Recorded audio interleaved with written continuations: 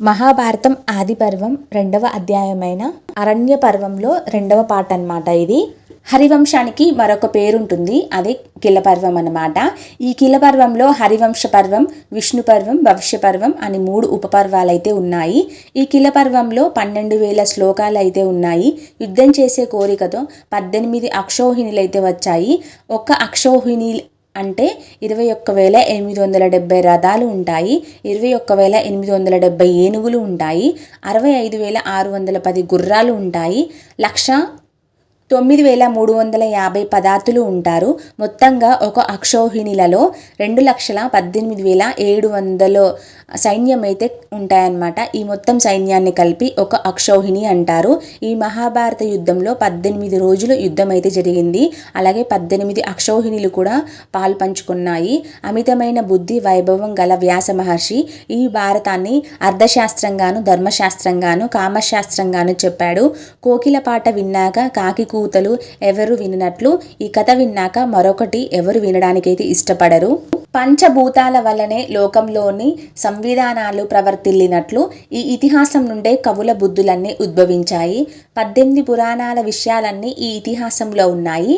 ఆకాశంలోనే 4 రకాల ప్రాణులు ఉన్నట్లు, ఇంద్రియాలు అన్నిటికీ చిత్రాలైన మన క్రియలు ఆశ్రయాలైనట్లు, క్రియాగుణాలన్నిటికీ ఈ భారతం ఆశ్రమం. ఆహారం విడిచి శరీరాన్ని ధరించలేము, అలాగే ఈ భారతాన్ని ఆశ్రయించకుండా ఏ కథ భూమి మీద కనపడదు. ఉన్నతిని కోరే సేవకులు అభిజాతీయం కల మహారాజులను కోరుకున్నట్లు ఉత్తమ కవీశ్వరులంతా ఈ భారత కథల ఆధారంగా తీసుకుంటారు. ఈ కావ్యాన్ని మించి కవులు ఎవరు విశేషంగా చెప్పలేరు. ఆశ్రమాలు 4 గృహాశ్రమం ఉత్తమమైనది. ఈ మహాభారతం సర్వోత్కృష్టమైన గ్రంథం అన్నమాట. మహర్షులారా, భారత శ్రోతలారా, నిత్య ప్రయత్నం పరులైన మీకు ధర్మం మీదనే బుద్ధి నిలవాలని నిలుచుగాక. పరలోకానికి వెళ్ళేవానికి ఇది ఒకటే బంధువు అన్నమాట ఈ మహాభారతం. కాంతా కనకాలను నిపుణులు ఎంత సేవించినా అది ఆప్తభావం పొందవు, స్థిరం కావు అని అర్థం. సో ఈ విధంగానే ఈ మహాభారత వ్యాస మహర్షి ముఖం నుండి ప్రవహించిన అమృత లహరి సాటి లేనిది, పుణ్యప్రదమైనది, పవిత్రమైనది, పాపం హరిస్తుంది, శుభప్రదం కూడా. ఇంద్రియాల లోలుడై జరించే విప్రుడు కూడా పగటిపూట చేసిన పాపంని మహాభారతం చెప్పి చదివి సాయం సంధ్యావందనంలో పోగొట్టుకుంటాడు. అలాగే మనోవాకాయాలతో రాత్రి చేసిన పాపం మహాభారతం పఠిస్తే ఉదయకాల సంధ్యావందన సమయానికి పోగొట్టుకుంటారు. బంగారు కొమ్ములు నా 100 ఆవులను వేదం చదువుకున్న చక్కని పండితుడికి దానం చేస్తే వచ్చే పుణ్యము, భారత కథను నిత్యము విన్న వారికి వచ్చే పుణ్యము కూడా సమానమే. విలువైన బరువైన భవనాల గల ఈ భారతీతిహాసం ముందు ఈ పర్వ సంగ్రహ అధ్యాయము వింటే మానవులకు సుఖంగా అవగాహనమవుతుంది. విస్తీర్ణమైన సముద్రాన్ని చిన్న నావను దాటుతున్నట్లు ముఖ్యమైన అవగాహనకైతే ఇది తోడ్పడుతుంది. ఇప్పుడు శ్రీ మహాభారతము ఆది పర్వము, పర్వ సంగ్రహ పర్వము, ఉపపర్వము 2 కూడా పూర్తయినాయి ఈ వీడియోలో. ఆది పర్వంలో రెండవ పర్వమైన పర్వ సంగ్రహ పర్వంలో మొత్తంగా 396 శ్లోకాలు ఉన్నాయి. ఇప్పుడు ఇవన్నీ కూడా ముగిశాయన్నమాట. తర్వాతది ఆది పర్వంలో 3వ అధ్యాయం వచ్చేసి పౌష్య పర్వము. ఈ పౌష్య పర్వంలోనేమో ముఖ్యంగా 3 కథల గురించి చెప్పబడ్డాయి. అందులో మొదటిది వచ్చేసి శర్మ కథ, రెండవది వచ్చేసి అయోధ్య దౌభ్యుని శిష్యుల కథ ఉంటుందన్నమాట. 3వది వచ్చేసి ఉత్తంక చరిత్ర. సో ఈ 3 కథలు కూడా ఈ 3వ అధ్యాయంలో అయితే చెప్పబడింది. అయితే ఈ మహాభారతం మీ అందరికీ తెలిసిందే కదా, కానీ ఈ మహాభారతం అంతా కూడా శ్లోకాల రూపంలో ఉన్నాయి. అయితే మీకు శ్లోకాల రూపంలో కాకుండా వాటి అర్థాలను చక్కగా మీకు అర్థమయ్యేలా అన్ని శ్లోకాల అర్థాలను కలిపి ఇవ్వడం అయితే జరుగుతుందన్నమాట, మీకు సింపుల్గా అర్థమయ్యేందుకు. అయితే ఇప్పుడు మొదటి శ్లోకం చూద్దాం. ఉగ్రశ్రవణుడు చెప్తున్నాడు, పరీక్షిత్తుని కొడుకైన జనమేజయుడు, గుర్తుపెట్టుకోండి పరీక్షిత్తు కొడుకు ఎవరండి? జనమేజయుడు కదా. ఆయన ఆ జనమేజయుడికి తన తమ్ములతో కలిసి కురుక్షేత్రంలో దీర్ఘ సత్రయాగం అయితే ఆరంభించాడు. జనమేజయుడికి 3 సోదరులు ఉన్నారు. వారి పేర్లు వచ్చేసి శృతసేనుడు, ఉగ్రశ్రేణుడు, భీమసేనుడు. జనమేజయుడు ఇలా తన సోదరులతో కలిసి యాగం చేస్తున్న సమయంలో దేవశిని శర్మ యొక్క కొడుకు సారమేయం అని పిలువబడే ఒక కుక్క అక్కడికైతే వచ్చేసింది. జనమేజయుని తమ్ముళ్ళు ఆ కుక్కను కొట్టారు. అది ఏడుస్తూ తల్లి దగ్గరికి వెళ్ళింది. వ్యక్తి ఏడుస్తున్న ఆ కొడుకును చూసి, తల్లి ఎందుకు ఏడుస్తున్నావు, ఎవరు నిన్ను కొట్టారు అని అడిగింది. అలా అడిగిన ఆ తల్లికి జనమేజయ తమ్ములు నన్ను కొట్టారు అని చెప్పింది. ఆ సారమేయం అని పిలువబడే కుక్క దానికి తల్లి ఇలా అందనమాట, నాయన నీవు వారి పట్ల ఏదో అపరాధం చేసి ఉంటావు, అందుకే వారు నిన్ను కొట్టారు అని చెప్పింది. అది మళ్ళీ తన తల్లితో ఇలా అందనమాట కుక్క, అమ్మ నేనేమి తప్పు చేయలేదమ్మా, అక్కడ హవ్విస్తూ అని పిలువబడే అన్నాన్ని నేను అసలే చూడలేదు, నాకను లేదు అని చెప్పింది. అది విని కుక్క తల్లి శర్మ పుత్ర దుఃఖంతో ఆర్తి చెంది జన్మేజయుడు దీర్ఘ సత్రయాగం చేసే చోటుకైతే వచ్చింది.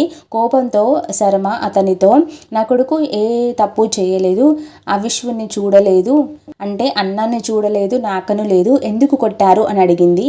వారు ఏమి బదులు చెప్పలేదు. ఆమె వారితో ఏ తప్పు చేయని నా కొడుకుని కొట్టారు కాబట్టి మీకు అనుకోని భయం కలుగుతుంది అని శపించింది. దేవశిని శర్మ అలా అనగానే జనమేజయుడు భయభ్రాంతుడై చిత్రాక్రాంతుడయ్యాడు. ఈ దీర్ఘసత్రయాగం సమాప్తమయ్యాక హస్తినాపురానికి వచ్చి జనమేజయుడు తన పాపంకు కృత్యాన్ని క్షమింపజేయగల పురోహితుని కోసం తీవ్రమైన ప్రయత్నం అయితే చేస్తూ ఉన్నాడు. అప్పుడు ఆ జనమేజయుడు ఒకసారి వేటకు వెళ్ళి తన దేశంలోని ఒకానొక ఆశ్రమాన్ని అయితే చూశాడు. అక్కడ శృతశ్రవణుడనే ముని నివసిస్తున్నాడు. ఈ శృతశ్రవస్తుడనే మునికి ఒక కొడుకు అయితే ఉన్నాడు. ఆ కొడుకు పేరు వచ్చేసి సోమశ్రవసుడు. ఈ సోమశ్రవసుడు ఎప్పుడు తపస్సు చేసుకుంటూ ఉంటాడు. జనమేజయుడు ఆ శృతశ్రవసుడి వద్దకు వెళ్ళి అతని కొడుకును పురోహితునిగా వరించాడు. రాజు అతనికి నమస్కరించి, మహాత్మా, ఈ నీ పుత్రుడు నాకు పురోహితుడు అగుగాక అని పలికాడు. అలా అడిగిన జనమేజయునకు శృతశ్రవసుడు, జనమేజయ, నా ఈ పుత్రుడు సర్పగర్భం నుండి పుట్టాడు, మహాతపస్వి, స్వాధ్యాయ సంపన్నుడు, నా తపోబలం చేత పోషించబడ్డాడు, నా వీర్యాన్ని తాగిన ఒక సర్పిని ఒక కుక్షి నుండి ఉద్భవించాడు, సాక్షాత్తు పరమేశ్వరుడు చేసినది తప్పించి నీ యొక్క సమస్త పాప కృత్యాలను శాంతింపచేయడానికి ఇతడు సమర్థుడు, ఇతనికి ఒక గుప్త వ్రతం ఉంది, ఏ బ్రాహ్మణుడైనా ఇతనిని ఏదైనా అర్థాన్ని ఆశించినట్లయితే దానిని అతనికి ఇచ్చివేస్తాడు, దీనిని నీవు సహించగలిగితే అతని ఇష్టాన్ని ఒకవేళ నువ్వు తీర్చడానికి ఉత్సాహపడితే అతనిని తీసుకుని వెళ్ళు అన్నాడు. అలా అన్న ఆ శృతశ్రవసునితో, మహాత్మా అలాగే జరుగుతుంది అని జనమేజయుడు చెప్పాడు. జనమేజయుడు ఆ ముని కుమారుడు అయిన సోమశ్రవసుని పురోహితునిగా పొంది తిరిగి వచ్చి తన తమ్ముళ్లతో, అతనిని నేను పురోహితునిగా ఎంచుకున్నాను, అతడు ఏమి చెప్పినా మీరు ఇంకేమీ ఆలోచించకుండా దానిని చేయండి అని చెప్పాడు. వారు అలాగే చేశారు. అతడు అలా తమ్ముళ్లకు చెప్పి తక్షశిల పైకి దండెత్తి వెళ్ళాడు. దానిని స్వాధీనం కూడా చేసుకున్నాడు. ఇలా ఒక కథ అయితే ముగిసింది. మూడవ పర్వంలో రెండవ కథ చూద్దాము. ఆ రోజుల్లోనే అయోధ దౌమ్యుడని ఒక ఋషి అయితే ఉండేవాడు. ఈ అయోధ దౌమ్యుని అనే ఋషి దగ్గర 3 శిష్యులైతే ఉన్నారు. వారి పేర్లు వచ్చేసి ఉపమన్యువు, ఆరుని, వేదుడు అనే 3 ఉన్నారనమాట. ఇప్పుడు ఆ 3 పేర్లు అనేది గుర్తుపెట్టుకోండి.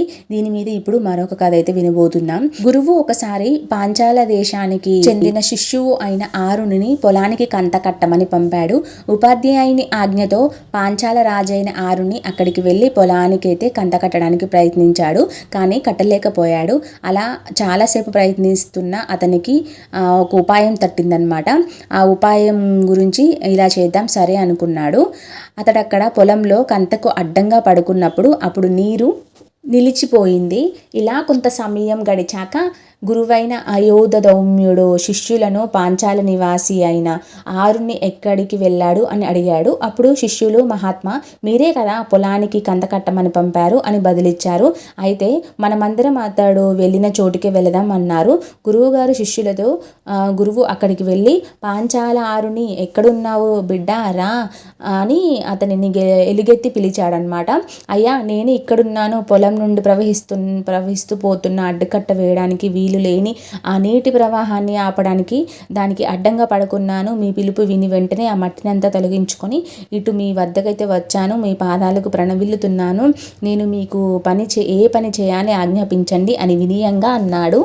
ఆరుని అలా అడగగానే గురువు, నీవు మట్టిని పెగిలించుకుని పైకి లేచావు కాబట్టి ఉద్దాల కూడా నీ పేరుతోని నీరు ప్రసిద్ధికెక్కుతావు అని అనుగ్రహించాడు. నీవు నా మాట పాటించావు కాబట్టి శ్రేయస్సు కూడా పొందుతావు. సమస్త దేవతలు సర్వధర్మ శాస్త్రాలు స్వయంగా నీకు స్ఫురిస్తాయి అని కూడా ఆశీర్వదించాడు. గురువుగారు ఇలా ఆశీర్వదించి పంపగా అతడు తనకు నచ్చిన చోటుకు వెళ్ళాడు. ఇక ఆ అయోధ్య దౌమిని యొక్క రెండవ శిష్యుడైన ఉపమన్యువు అనే గురించి ఉంటుందన్నమాట కథ. అది అశ్విని దేవతల గురించి ఉంటుంది. సో మనం అది నెక్స్ట్ పార్ట్లో తెలుసుకుందాము. వీడియో నచ్చితే లైక్ చేయండి. Thank you for watching this video. Subscribe కూడా చేసుకోండి.